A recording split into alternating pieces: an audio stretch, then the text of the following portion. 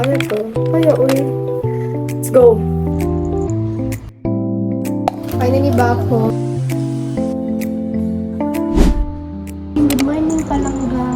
Prepare ako kain mo. Kain ikaw breakfast.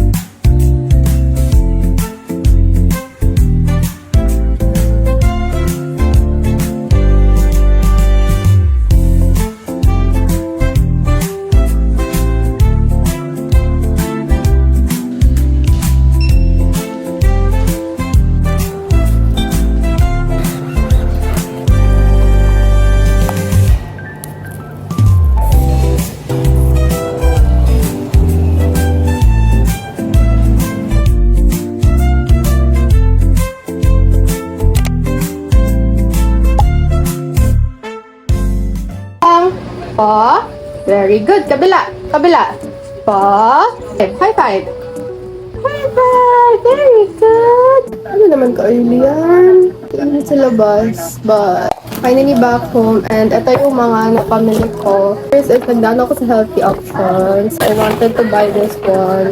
Kasi sabi ko, maninood na din ako sa aking hindi siya like no sweet or diet yun. But I really want to maintain my weight right now. Or magbawas kahit 2 or 3 because my weight right now is 54. Which is ideal with my height is 55 naman. Like 52 to 55. So I got this. Para lang hindi ako mag-crave ng like super sweet. Ito yung alternative.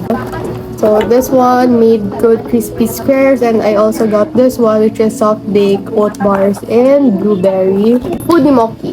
Actually, ang sadya ko talaga is ito yung sadya ko. Pero nakita ko to, kaya nakita ko parang cat section. So naghanap ako, asan may dog? For sure may dog.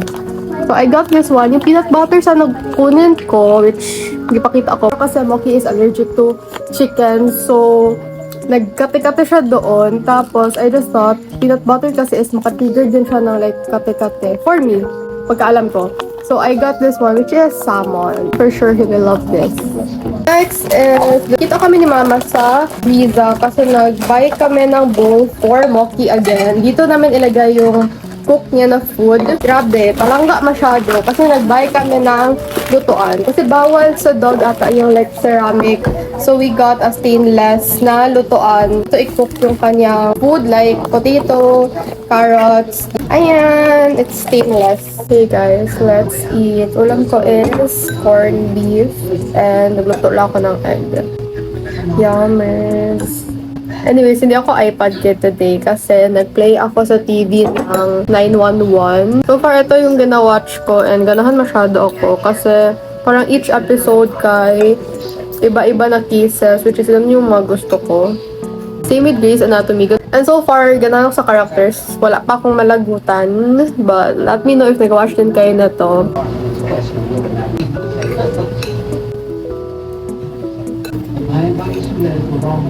After ko mag-eat, ang aking agenda is mag-shoot ako.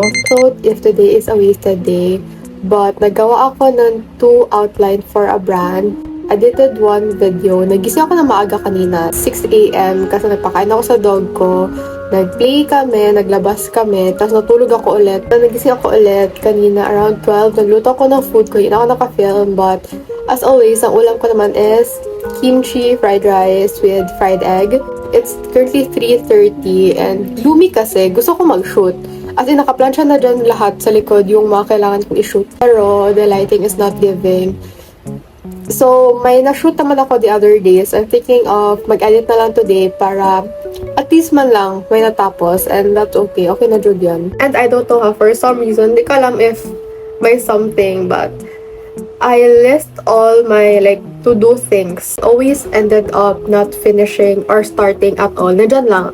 Either hindi ko siya ma-finish or hindi ako makastart. And I don't know, ma-overwhelmed. Maybe because maunahan ako ng overwhelmed na kailangan kong gawin lahat instead of taking it like one by one, like step by step bago sumakses. So, I really don't know, like 1 week na akong ganito na dilemma. Like, ang notes ko, nakaayos na yan with all the links, with all the pegs na kailangan ko i-shoot sa mga damit.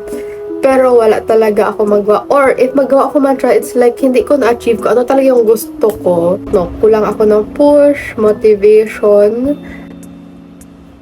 I don't know.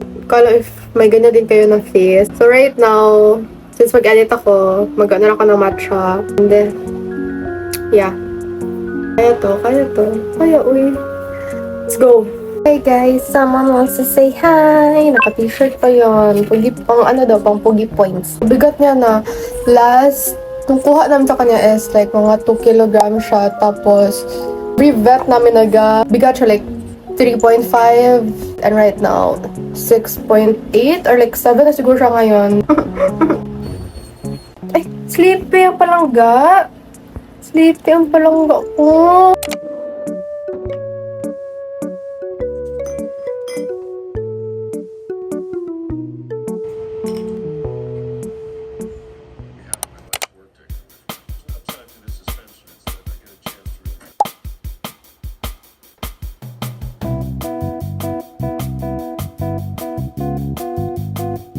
On my way to my hair appointment.